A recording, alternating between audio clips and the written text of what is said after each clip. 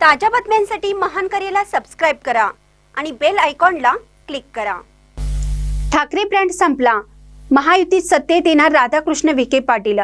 मुंबईत मराठी माणसाच्या जीवावर राजकारण केलं, पण मुंबईत मराठी माणूस राहिलाच नाही। त्यामुळे दोन्ही ठाकरे एकत्र आले तरी काही उपयोग होणार नाही। ठाकरे ब्रँड संपला आहे।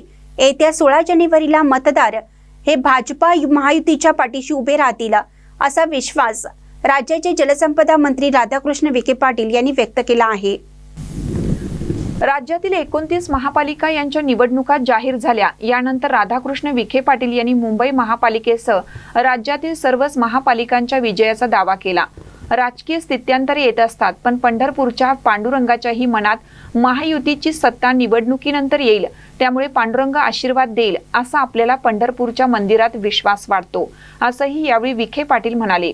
राज्यातील निवडणुकात महाविकास आघाडी एकत्रित येऊन निवडणुका लढली तर थोडीफार का तरी अस्तित्व ठेवण्याचा प्रयत्न करेल, पण मुळात हे विचारासाठी नाही तर सत्तेसाठी एकत्र आलेले लोक आहेत, अशी टीकाही विखे पाटील यांनी महाविकास आघाडीवर केली।